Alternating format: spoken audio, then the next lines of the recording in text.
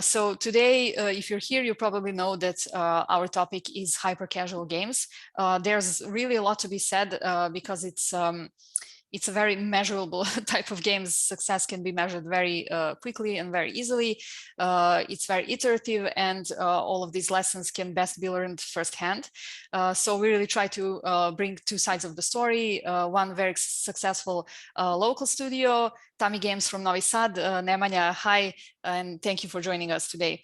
And also we wanted to bring someone from the global industry, someone who was very successful with also some other huge publishers. And in today's case, that is Surajit. He's one of the co-founders of Firescore. Hi, and thank you again for joining us and taking the time out of your schedule. So how will this go? Both of our guests will have half hour tops presentations. After that, we'll have a Q&A part, and we already had a heated discussion before we started the webinar. So hopefully they can continue it in front of you guys, and I'm sure there will be many useful lessons to gather from today. So Nemanja, are you ready to kick this off? Tell us a bit about yourself and Tami Games, and then take it away with your presentation. Hi everyone. So I'm Nemanja from Tami Games from Serbia, Novi Sad. And I'm here to share a little bit more information about how to make hyper-casual games and publish them and get a hit. As Christina said, we have been a local studio that have been here for about 5 years now. I will go directly into my presentation. So can you please confirm that you can see my screen? Yeah, all good. Okay. So the discussion that we were asked to talk about is how to make and publish hyper-casual games. I'll share a little bit more about us and our story, how we got in, and how we made a few games that got downloaded a few million times. But in the end, I'll try to share from my perspective what happened in the past 5 years since we started working as a Tami Games. So initially, the idea is find a team. So if you want to try to make games, you need to find people to join you. And the best idea is to have somebody who is creative, a developer, and somebody who can create really, really good creative art and has a lot of ideas. So these are my co-founders, and this is the picture when we got validation of our first hit game.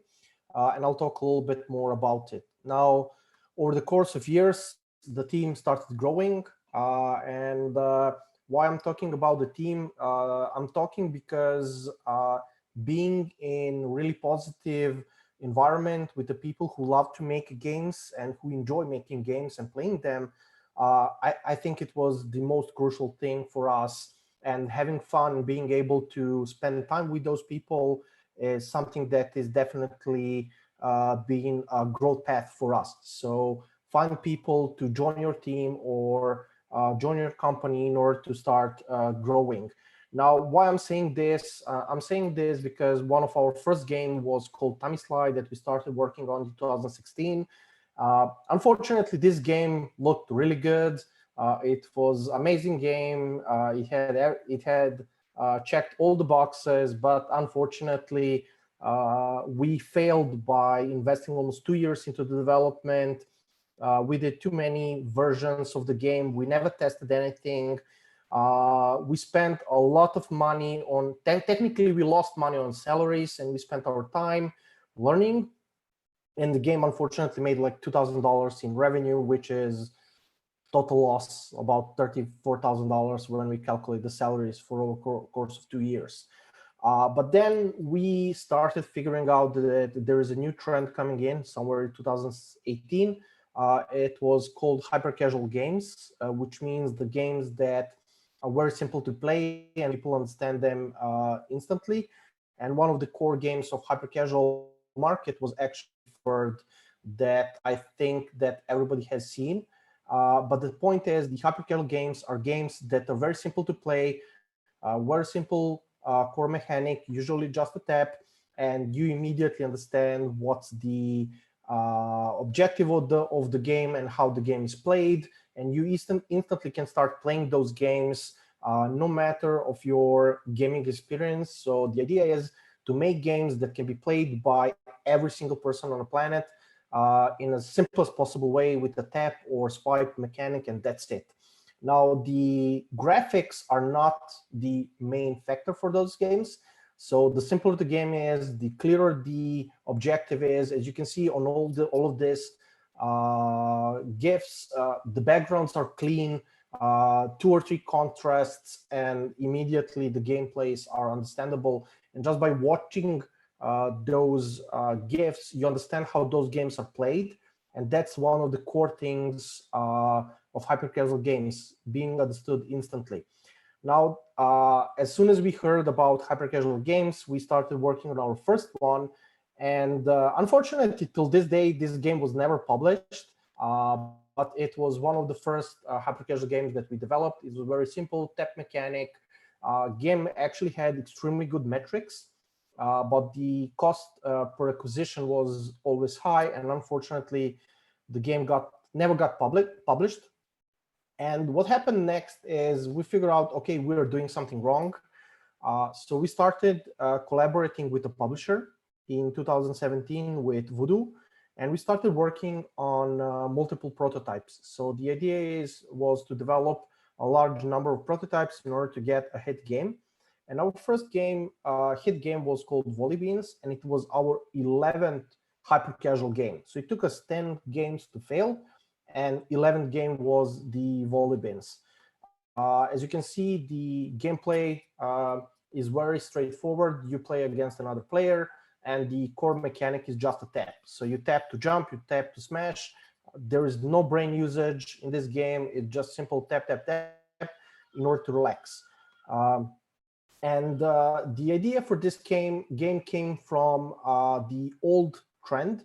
I think that everybody can remember, if you're older, the bouncing games on Atari and Commodore with just white ball and white panels that you push left and right. So we wanted to build something similar. So technically, we created the Volley Beans. Now, the core part of developing games, when you want to focus on hyper casual, is not actually making beautiful games. It's about figuring out the metrics and getting the best possible metrics you can for the game based on the player inputs through testing. I will talk a little bit more about the testing later in the video.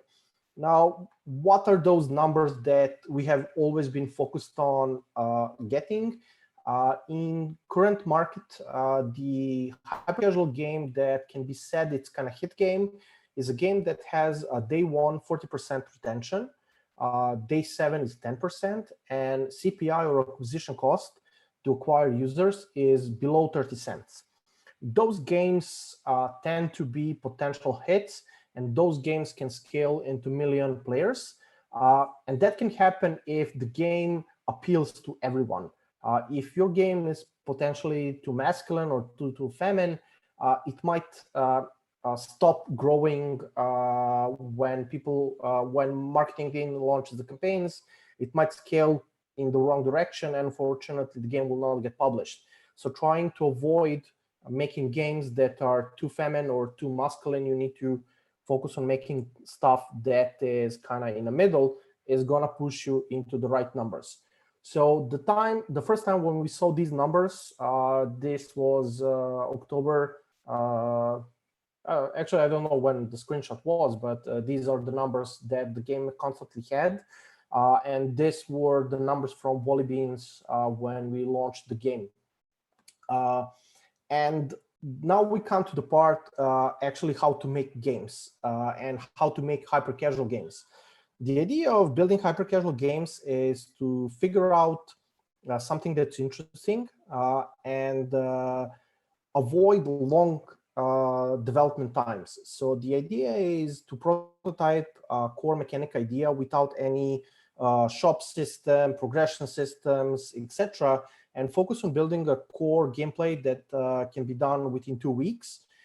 In that 2-week span, you can build a level that is auto-generated. So trying to figure out building levels or gameplay that can be randomly generated into infinite number of levels.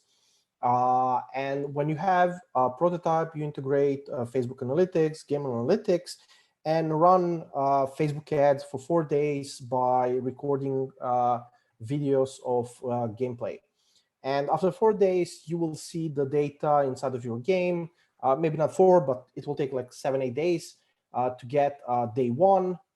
And if day 1 is below 35% and CPI is below 25%, then you will technically have a chance to iterate the game. But if the numbers are wrong, you have to kill the game and move on.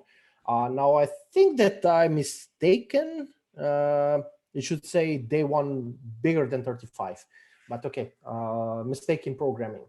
The thing is, these are the core numbers that we're focused on. If the game has below 35%, we kill the game. We don't work anymore on it. We say, okay, it's not going to work. If the CPI is high, for example, as we have it with one current game, we try to do additional video ads, different gameplays, and try to lower it. But at some point, if the game is not going below it, it just won't work. We say, okay, let's kill it and let's move on to the next game. Now, when developing hyper-casual games, you need to have in mind a few things. And you need to understand that the game needs to be a system 1. And system 1 is, as I mentioned, very simple gameplay with a tap, swipe, move left and right, or joystick gameplay, and that's it. If you have to use 2 or 3 of your fingers to play the game, it's system 2, it won't work. Now, the game needs to be YouTubeable, as I explained in the beginning. I show the GIFs, and you have to understand immediately, just within a few seconds, that what is the gameplay objective, how you win, how you lose, and how you play. Snackable, it means that you need to enjoy that much in the game, like eating a chocolate, and you want to eat more. So the idea is to create very fast, simple gameplays that can be repeated constantly a lot of times. Zoning, it means that you need to provide some kind of progression inside of the game for players to feel, usually just changing the color of the background as the level progresses or when the level changes. Satisfying, so people really enjoy.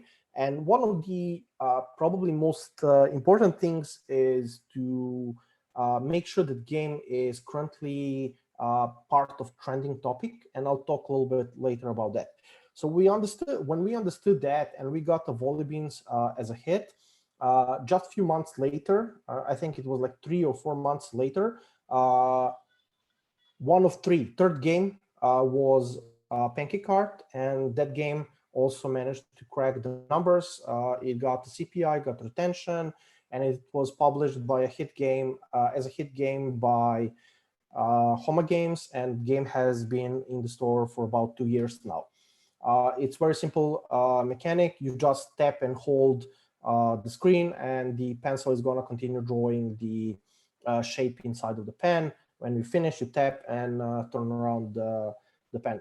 The game is like very simple. It has like no brain power to be used. It's just pure satisfaction for people to enjoy drawing something into the pen. Now, what if you make something and the numbers are off, but the game is actually good? So that happened to us during the development of the hyper-casual game, and the game that we developed was called Farm It. And the game had extremely good retention data, but unfortunately the CPI was probably above $1. What we did actually is we tried to salvage that game, and let me kill the sound. We tried to salvage the game, and we decided to build a game called Farm It, and that game was offered to Apple Arcade and was published by Apple Arcade. So we ventured into hybrid casual type of the game, where the game has all the core mechanics of the hyper casual, but on top of that, we added some additional casual moments. And how do I get a kit? And as the guy on a shirt says, eat, sleep, develop, and repeat, or create and repeat. How do we do it? Well, first thing that we start doing is we start searching on a YouTube the trending topics. So when we were developing Pancake Art, the videos called Pancake Art Challenge started popping up on YouTube with popular YouTubers, and those videos started generating tens of millions of views. And we noticed that in trending, and we wanted to build a game that followed the trend, and we used the trend to promote the game on YouTube, on TikTok, Snapchat, and other networks. I think the TikTok 2 years ago was not that popular, but Snapchat was.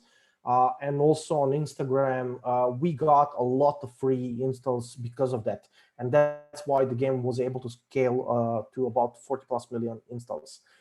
Now, when we go back, I go back again to the slide, 2 weeks, prototype, 50 days per day on Facebook ads. If day one is above 35% and CPI is below 25%, or maybe even 30%, you iterate and try to push an updated version. Then if the numbers are good, you continue working on it. If the numbers are not good, you just kill the game. And we kept doing that after Wally Beans and after Pancake Art and after Farm It. And it took us about 20-25 games until we got to the Slice It All. And we also followed the trend. We noticed that tapping games are becoming, again, very popular. So we started working on Slice It All. The idea of the core mechanic was kind of Flappy Bird, just to tap and do something. And then we introduced the knife and flipping the knife. And we said, okay, what can we do now? We added, on top of that, ability to cut the stuff. And immediately, it took us about 3 weeks to finish the game, but the game was finished in full. And after the first test, immediately next week, the game got published.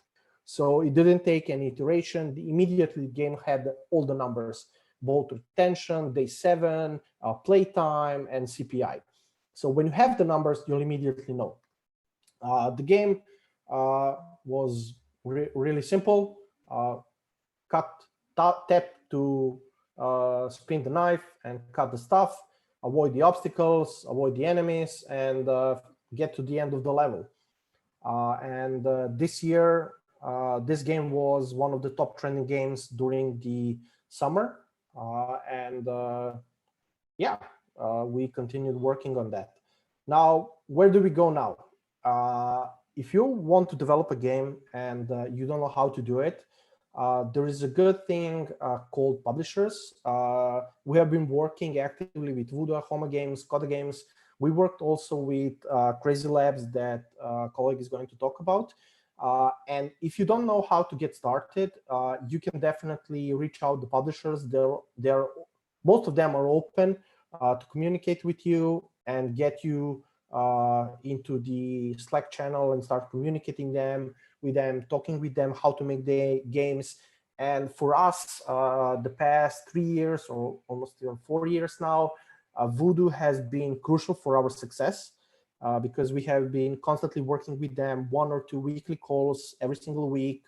We talk about the games, we talk about the trends, we test and fail, test and fail, test and fail until we get a hit game. They're not always right. We are not always right. But in the end, getting to hit game, it means failing a lot of times until you get a hit that will have a good metrics. Now, follow the trends, follow the YouTube, follow the Instagram, social networks, what is trending, try to figure out what is satisfying, and try to make a game that has impact from the real life and bring it into the game. Now, if you don't want to look for publishers and you love to make the games and you need a team, you can always reach out to me. We are based in Novi Sad, so we are looking always to expand, which colleague is probably going to also say, but I'm the first one. you can send me an email to nemanja@tamigames.com, and I will be ending my short presentation with this, and hopefully I have shared a little bit more information that will help you develop the games, and I share a little bit more information what are the hyper-casual games and what are metrics that you need to look for, and I'll give a little bit more information in QA. Great, Nemanja, thank you so much. I think this is a great overview for everyone who's at the beginning, or maybe they are debating whether they should start making hyper-casual games.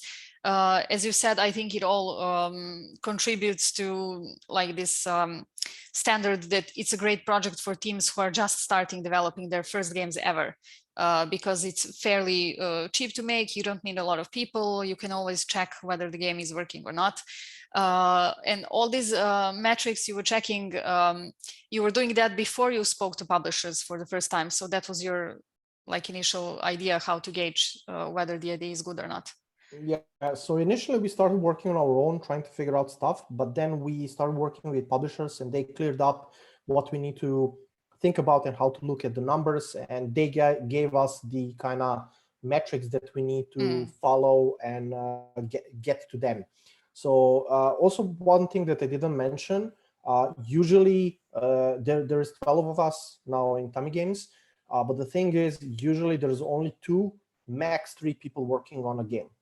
So you don't need 20 people. We have in parallel 4 or 5 games being developed all the time, but usually 2 people work on a game, 1 developer and 1 designer.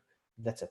Or 2 developers, like in my case right now. So we're struggling with design, but we're trying to make it. But the point is 2 people is more than enough. But if you don't have ideas and you don't know how to do it, look online, try to figure out. And yeah, we started working in a free time. We were all working on other jobs, so we didn't immediately have money to start working on the games.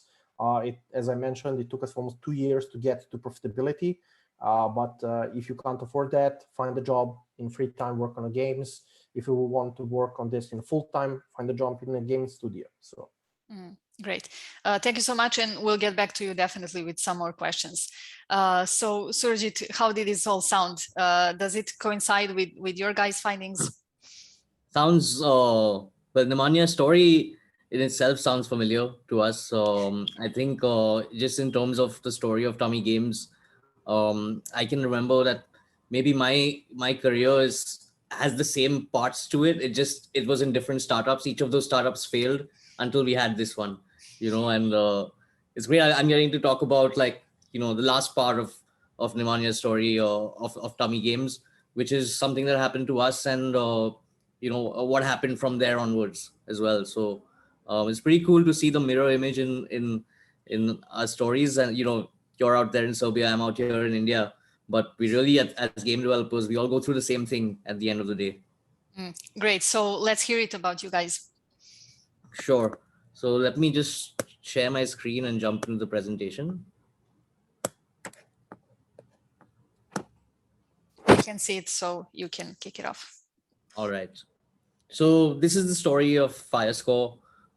We were a small team, and we always have big dreams when we're in the games industry, right? So that was us, a small team with big dreams. This is the picture of how we started, of when we started. We were actually 6 people and 1 intern, so 7 people in total. The team itself had been together for a little while before the start of the company itself. So 4 of the core members were at a previous startup, at my co-founder's previous startup, and I had freshly joined into this team. My co-founder and I, we started a new company, and we had decided that we would work on a single product. And that product was a gaming app, and we worked on it for about a year, I think, at the beginning of the company, close to a year, you could say. And at the end of that year, the company had run out of money. And obviously that app that we were making, it wasn't generating enough revenue to pay salaries. It wasn't generating enough revenue, any revenue at all, I would say, negligible amounts. And so we were almost at the point where we had to shut the company down.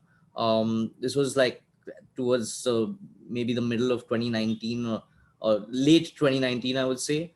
And at this time, we were out of options because we had tried, pivoting the company strategy to be a B2B company where we were doing services work for other bigger companies. We were selling games.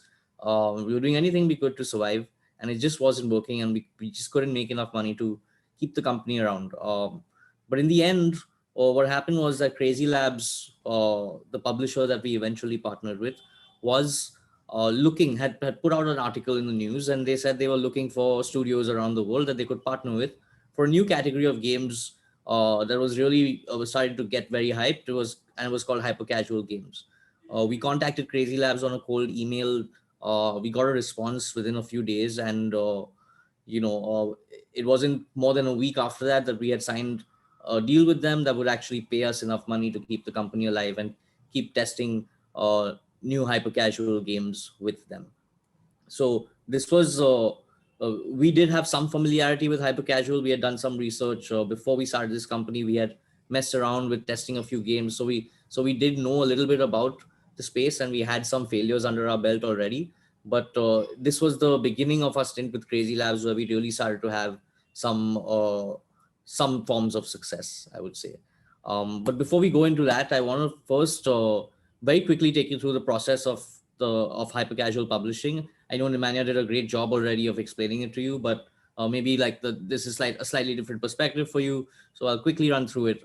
There's 3 sections that I've shown here in the testing phase. The first section, which is the red one, it encompasses the stage of validating your game, which is you don't necessarily build the whole game in this stage, but you really just build a trailer for the game, 15 and 30-second trailers. You test them in the market and you get data back. Now, if that data tells you that this game has a CPI, cost per install, of less than 30 cents, as Nemanja was saying earlier, then we can move on to the next stage of testing. The next stage, which is the yellow stage, is where we test engagement, retention, and also revenue. This is a stage where you actually build levels for the game, publish the game out in the market, and get users in to actually play. And at the end of this stage of testing, you get another set of data back. And if that set of data tells you that, hey, people are engaging more than a certain point, then you go to the next stage, to the third stage, the blue one, which is the scale stage. And at this stage, you've already figured out through a very data-driven process that your game can be successful. And so the publisher will begin investing money into marketing for the game and take the game, as high as it can in the top charts. Now, at each stage of testing in the hyper-casual process, the developer of the game is entitled to make different amounts of money. And that's also something that varies from studio to studio, from reputation of your studio, the capabilities of your studio. So there tend to be a lot of opportunities with hyper-casual publishers and a lot of ways these days to keep a game studio alive. And as a studio that was almost dead, I can tell you that I'm really grateful that the industry exists, that this vertical exists, because it's created this opportunity for publishers to fund studios, small studios that may not otherwise have existed. So I want to take you now to the story of our first hit game. It was around November 2019 when we had just about tested a few games with CrazyLabs. And during that time, we had come up with another idea, an idea that was based on a popular trend online on YouTube, where people would take pieces of soap and cut them into little pieces in the way that you can see in the video here. The videos were very simple. People would just take layers and layers of soap and keep cutting them and sliding the pieces off. We found this trend online and thought, hey, this might be a great idea to base a game off, because there was a kind of a trend around ASMR at the time. And there was also a game called I Feel Good, which when we came out and built soap cutting for the first time. Now, soap cutting went through the same 3 stages of testing that I mentioned in the last slide. And on each stage, it showed some amazing results compared to the benchmarks that were set in the hyper-casual industry at the time. We had a CPI of 6 cents, which is quite low, and especially for that time. And for us, who had never had any kind of real major success before, seeing that number and being told by our publishers that, hey, this could actually be the #1 game in the world, that was exciting, and it forced us to work hard. It forced us to spend 14, 16-hour days at the office to try and get this game out as best as it could be. And so as luck would have it, we launched the game on Christmas Eve of 2019. And on Christmas Day of 2019, Soap Cutting was the #1 app on the US App Store. And I say #1 app because it wasn't just the #1 game on the US App Store, but it was the #1 app overall on Christmas Day. So we beat Alexa, we beat YouTube, we beat Snapchat, etc. And although it only lasted maybe, I would say, 9 or 10 days, where we were the #1 app uh, and game. We were really proud of those days where our game was, at the top of the US App Store, and then following that, we also managed to top the charts in most of the other major regions around the world. And for a small team from Mumbai, India, I can tell you that it was a real, it was something we didn't expect, and it was something that really kind of changed our perspective on where we could go next. So that was the story of how soap cutting came into the market. The soap cutting is still a game that is in the top 200 games in the world. It's almost 2 years since then. So that's a testament to how long a good hyper casual game can stay relevant and keep generating profit. But it wasn't the end for us, right? We hit the top once and we wanted to do it again. But before we went into production of our next games, we knew we had to strengthen this partnership with our publishers. Things were going really well, and we decided to sign with CrazyLabs exclusive. So it's a bit different from how a lot of people work with different publishers. We had decided that we would go deeper into this single partnership and try and expand on it. And so in this expansion of our strategy, we decided that not only would we be testing our own games, but we would also sign other studios to test games with CrazyLabs and to mentor them and help them and guide them on everything that we had learned from getting soap cutting out there. The funds that came from the success of soap cutting as well allowed us to expand our team, get some new members in, get strengthen our development team, and also increase our production capacity so we could test more games every month. This led to the creation of our second game, a second hit game, which was Acrylic Nails. Now, Acrylic Nails, once more, was based on a very popular trend online of people putting videos of their special nails that they created at the nail salon. It was also a huge trend, not just for people to post videos about it, for people to watch videos of people designing their acrylic nails. And this was something that was it was again a trend that was so powerful and so popular that for us it was once more a no-brainer, like, hey, we had to try it.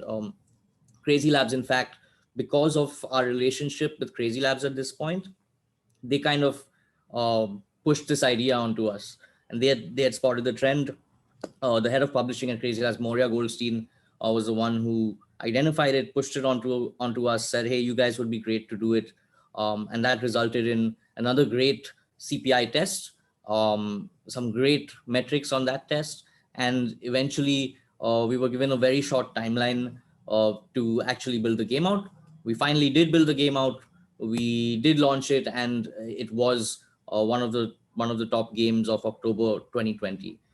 Here are some images and videos of what we were seeing online. As you can see, there's a lot of engagements on each of the videos, a lot of different designs out there. So we looked at it and we saw a great opportunity. It wasn't just that these videos were on 1 or 2 platforms, but they were across platforms. And that was another gauge for us to tell that, hey, this is something that people really like.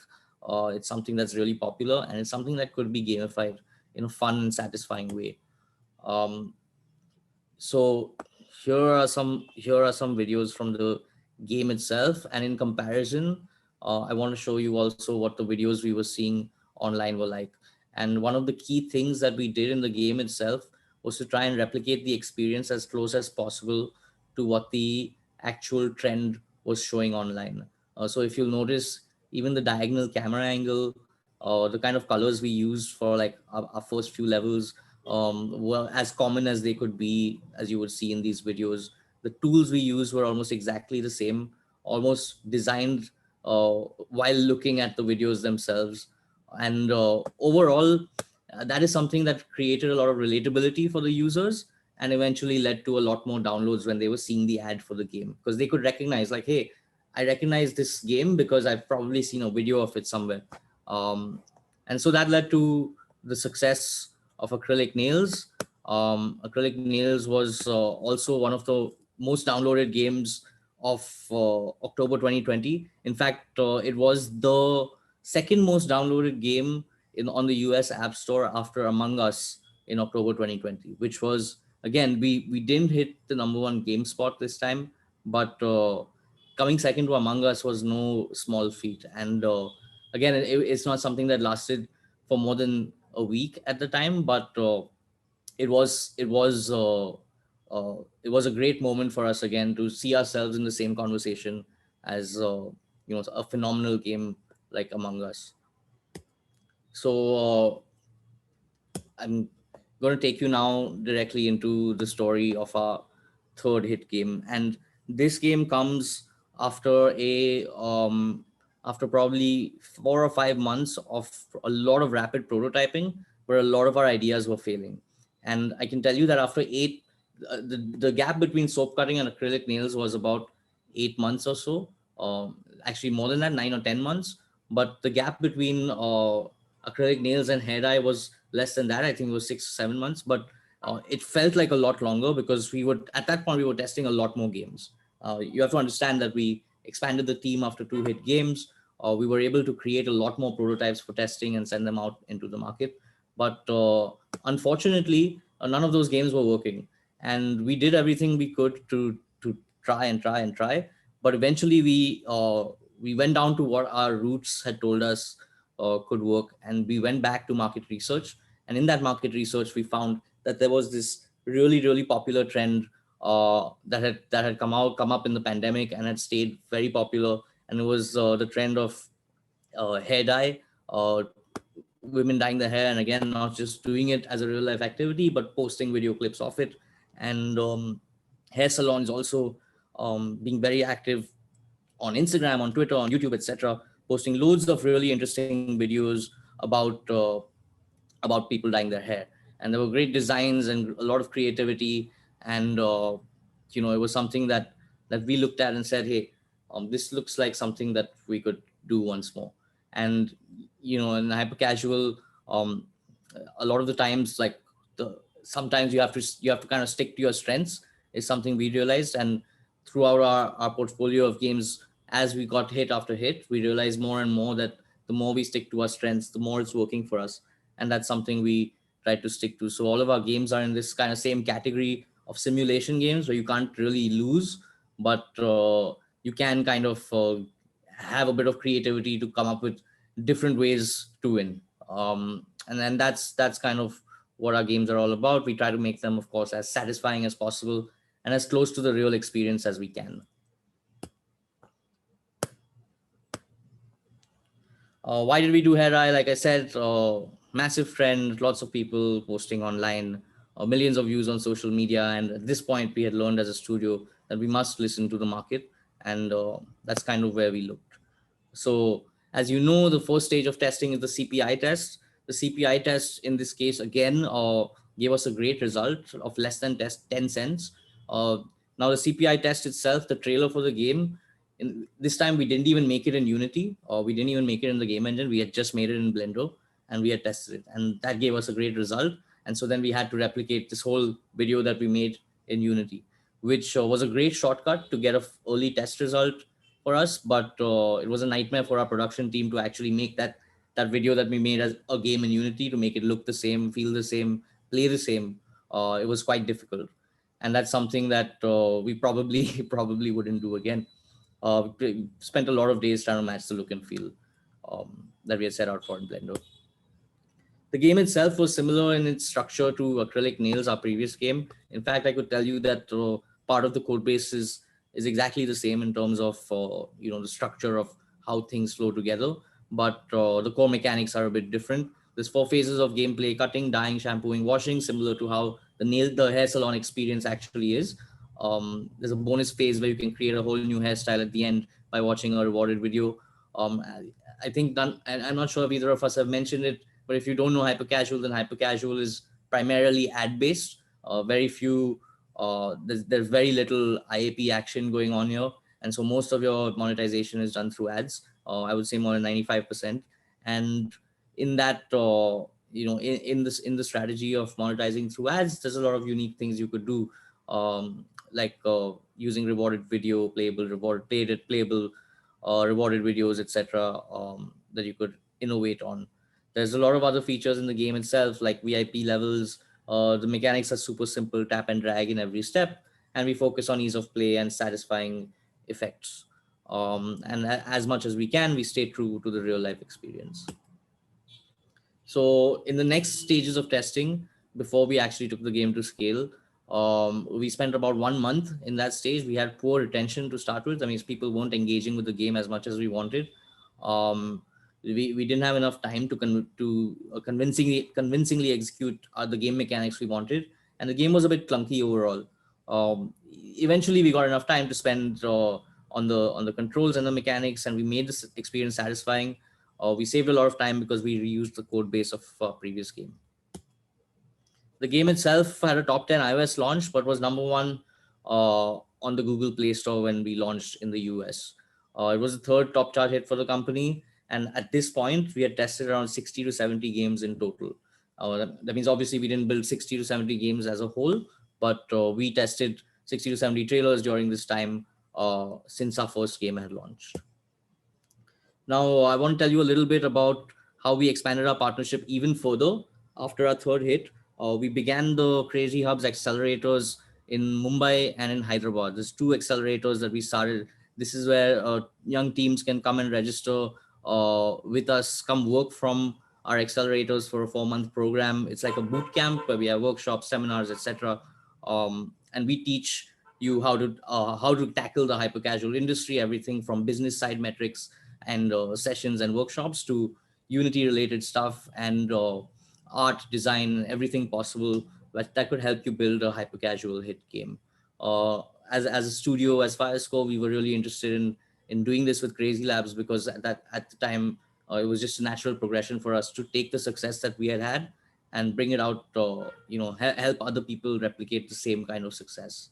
And as some of you may know, we do have a Crazy Hubs in Novi Sad as well in Serbia. The first batch is complete, the second batch is ongoing, and there will be a new batch starting in the spring, for the registrations for which open soon. And our contact there is Borislav Vesnic, who's the managing partner for Crazy Hubs Novi Sad. You can email him at borislavv@crazylabshubs.com, and he'll be more than happy to help you if you want to learn more about hyper casual and get in this industry and try and build a hit game yourself. Now coming back to the story of Firescore itself, across our 3 games, we had over 200 million downloads, and I think that it's probably a little more now. This number is a bit outdated, but 200 million, which was amazing for 3 games, numbers that we had never ever experienced or even imagined experiencing when we started off. But it was kind of amazing that it all happened. And over the course of the last few months, Firescore was eventually acquired by CrazyLabs, or it was in September 2021. And again, it was I can tell you that this was a huge moment for our team, for me and my co-founder. Our relationship with CrazyLabs had just been expanding and expanding and expanding, and we were doing some really cool things, not just for each other, but also for the Indian game development ecosystem. And so we decided to take that partnership to the next level and move forward together and try and build out India as one of the biggest development hubs in the world. So that's it from me, guys. Thanks a lot for letting me share our story. And if you have any other questions or anything you want to comment on, please feel free to ask in the chat. Great, thank you so much. And as you said, the story has a lot of similarities to Nemanja's and Tami games, but also some differences. As you said, you opted for the exclusive partnership option. So maybe a first question for both of you, and we can start with Nemanja. Do you think that teams deciding to self-publish in the hyper-casual genre are, destined to fail? Is it impossible to come through the noise and the overproduction of other games being published all the time? So if you're just starting, it's gonna be pretty much impossible to scale the game on your own. The reason is you don't have the budget, you don't have money, you don't have the knowledge how to scale the game. you don't understand the industry, you don't understand the numbers, you don't understand a lot of stuff that has been generated by 2 or 3 billion downloads and analytical data that publishers usually have. Now, from my perspective, the main thing is just to start. Either join the team, start doing some alone, reach out the publisher, test some games, get understanding of the market. The making games in hyper-casual space, it's not about making games, it's about getting the data. So it's more a data game than making a game. But what actually can happen that for us is also happening, we are moving a little bit more and more into self-publishing and trying to salvage all the games that don't pass the tests of publisher. So for example, if game has about 40% day one and does not have a good cost, it doesn't mean it's a failed game. It can still generate a lot of revenue. You can still do your own marketing and make money out of that game. That's one of the things that we have learned when Voodoo returned one of our hit games, Volleybeans. So that game was initially published by Voodoo. They pushed it for about 8-9 months. And after that, the CPI went too high and they decided to return the game back to us. So last year in February, we started pushing it on our own, and we actually made more money than we made with Voodoo. So, but sorry to interrupt you, but did you have to invest a lot of money in marketing? Yes, definitely. That's the thing. If you don't have a lot of money to start investing, that's a problem. But the biggest thing is not having the money. It's making deals with ad agencies, marketing companies, and getting access to invoicing. So for example, I have unlimited budgets on 5 ad networks. So I don't have to spend, I can spend like $1 million this month and I need to pay it within 30 days. And how did you negotiate that? You reach out to every single one of them. And if you have few hits, they will grant you. We joined the Facebook partner program. I think we have around $100,000 to spend on a monthly budget on a Facebook ads. With AppLovin, we don't have a limit. With Unity, we have $50,000 limit. With some other ad networks, Iron Source, we don't have a limit. So it's all about negotiating, but it's not just that. There are multiple business points. You need to negotiate minimum eCPMs inside of the game. So if you just integrate ads and pay the marketing, even with like 6 cent CPI, you will fail. I can guarantee you 100% you will fail because you have to negotiate better deals on every single side. And that does not come immediately. It takes a few years to understand the game, understand who is who, understand what is working, what you need. And the biggest part is what I think that most of people don't understand. Publishers get paid $50,000 to $100,000 by ad networks to run the ads on them. And just to integrate them inside of the game. So let's say Unity wants to be included in mediation. Who doesn't understand what mediation is? It doesn't matter. The point is multiple ad networks. They pay publishers to integrate them because if the game makes 10, 20, 30 million, they will miss out the percentage of profit. And that's why they pay a lot of money for publishers to push the game. And publishers, let's say, have probably $100,000 or $150,000 initial budget that is being financed by ad companies. And you can't get that. You know, hey, I'm a small developer, I need this. Well, bro, you're not a big one, you know. Definitely, you cannot compete. Yeah, you can't compete, and they get favored terms, and you can get there, but it's gonna take a few years. And even for us, it's not easy to, we are working on pushing second game.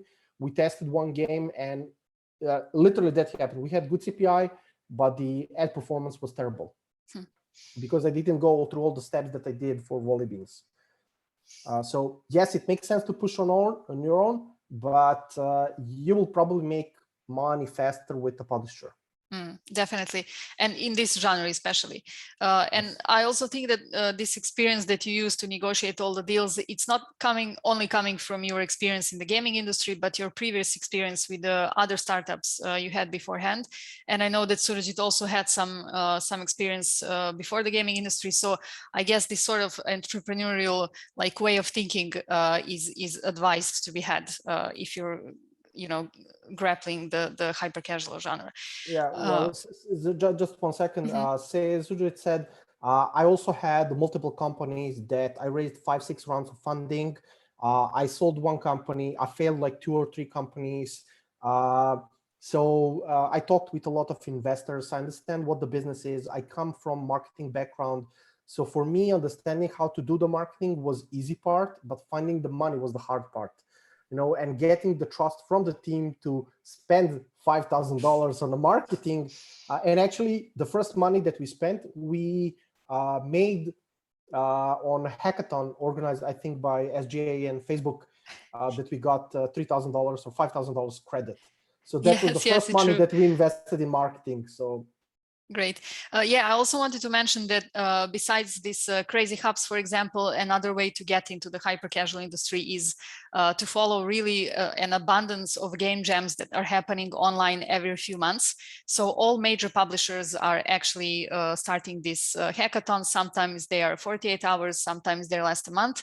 And the rewards are actually pretty high in terms of money, but also in terms of offering you the opportunity for them to take your game and measure all the statistics and see if the game is ready for publishing or not. Yeah. As you mentioned, right now there are, I think, hackathons on both Voodoo, CrazyLabs, and other publishers with the prizes up to $1 million as a bonuses. If you get it, perfect, but the chances are very small. But yeah, it's huge reward if you get it. And this is the first time that I'm seeing these huge numbers that they are giving compared to the past.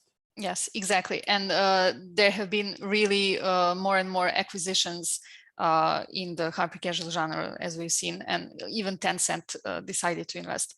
So Surajit, I think we haven't mentioned anything about what happens after you publish the game. So do you need to update it all the time? How are you dealing with user acquisition and things like that? You mentioned a bit about the business model, but nothing about actually keeping the game alive. Because you said your games have been up the app stores 2 years or even more. Yeah. So as opposed to self-publishing, right? Where you have to handle all of the user acquisition, you have to make all the deals. Here we work with the publisher. So the publisher handles most of the spends on user acquisition, not most, all of the spends on user acquisition and the relationships with the ad networks, etc. The publisher also provides a constant set of people to support the game after launch. And that includes people from the testing department, so QA, big testing teams that will test each update that goes live. We have game product designers that work with us that will actually help us iterate, which means what do you do next with the game? What happens if the retention isn't staying strong as the game is scaling? What happens if users are dropping off within a couple of days of playing the game? And these are questions you have to answer after launch, because the launching and beginning to scale only has given you a certain set of data, which will be good for like maybe a month. But if you want the game to keep scaling and stay relevant and keep making money for a long time, then you have to not only do things to improve the engagement of the game itself, but you also have to do things to improve the ads that you're showing to the users to bring them in the first place. So there's 2 major metrics, right? There's CPI and there's LTV, or customer acquisition cost and lifetime value. In traditional entrepreneurial terms, that's what we call it. And hyper casual is kind of the same. So one of these numbers, the customer acquisition cost, as your game is out there for a while, it's going to keep going up. And that's not affordable if your LTV is staying the same. So you need to keep this number going down and keep this number going up to stay profitable. And what you make overall, what you and the publisher make together is right there in the middle. So that's something that you keep working on throughout, and those are the 2 main metrics you're always looking at, and everything is derived from there. How much say do you have in which ads are integrated into the game and how they're integrated, or is it entirely up to the publisher? So with us, at least, we make a lot of the ads ourselves. We pitch a lot of ideas. The effort is completely collaborative in terms of the person we're working with from CrazyLabs is actually having calls with us on a weekly basis, kind of figuring out together what are our ideas for this game. And most of the time we try to, like, most of our games are based on some trend out there. So it's kind of easier for us to make decisions because we try to see what's popular and then try and bring that into the game. or that feature or that step or whatever. So yeah, the Chris asked actually how much we can affect what ads are shown inside of our games. We don't do that. Probably neither they do. Everything is on side of the publisher. And even for us, for example, for Slice It All, after 2 months, they took over completely the game. So we are not working on that game anything. They have a special development team working on a game, 10, 20 people working on creatives, 10, 20 people working on a marketing. So that's something that we have no idea what's going on. They're working on additional partnerships with other networks, Facebook, Snapchat, TikTok. So they're creating additional partnerships. They're creating additional products. So it's all in the hands of the publishers. When you have a core game, they take over everything. For example, for PeggyCart, we're still doing some small updates, but usually they are just an updating SDKs. We got the game to some point where we are not working anymore. And one of the things that none of us mentioned are A/B tests that are brutally done within first 2 months. We are doing probably 50 to 100 A/B tests to figure out which metrics are going to be overperforming by 1%.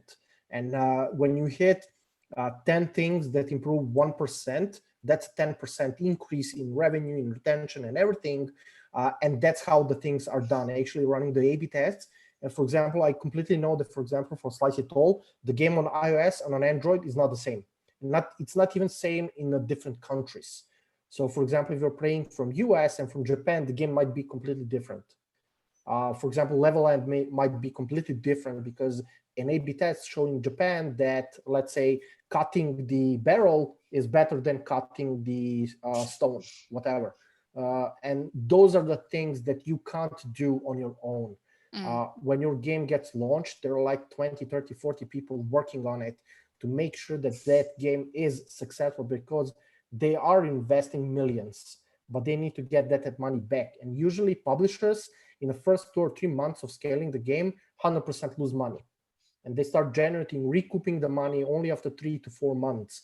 And in casual games, it takes 6 to 9 months, even sometimes maybe a year before the game becomes profitable. So that's the biggest problem that small teams actually have, is not having enough capital to scale the game to the point where the game can recoup the money. And for example, with Firescore, you mentioned that most of your ideas from games, well, some of them came from CrazyLabs directly, some came from you, but you're usually basing them on viral trends. Does this affect localization? Like, for example, are acrylic nail videos popular all over the globe or just in the US? Is that something you pay attention to? So at least in terms of in the hyper-casual space, the market that matters the most for revenue and profits is the US. And then there are obviously Western countries that really matter, like the UK, Canada, Australia, etc. But primarily your first launch, at least traditionally, has always been in the US. It's the primary market where you want to scale and you make the most revenue from there. So even the trends that we look at need to be popular in the US. So a lot of times, you could find a great trend in India, for example, but that's not a trend that's going to scale well in the US at all. And that's not going to give you good results, good CPIs, good LTVs.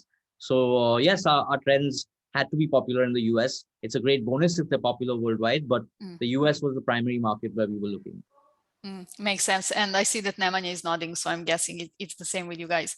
Yeah. Just to remind the audience, please feel free to ask any questions in the Q&A section. In case you were late for today's lecture, we will upload it entirely on YouTube very soon, so you can check it out there.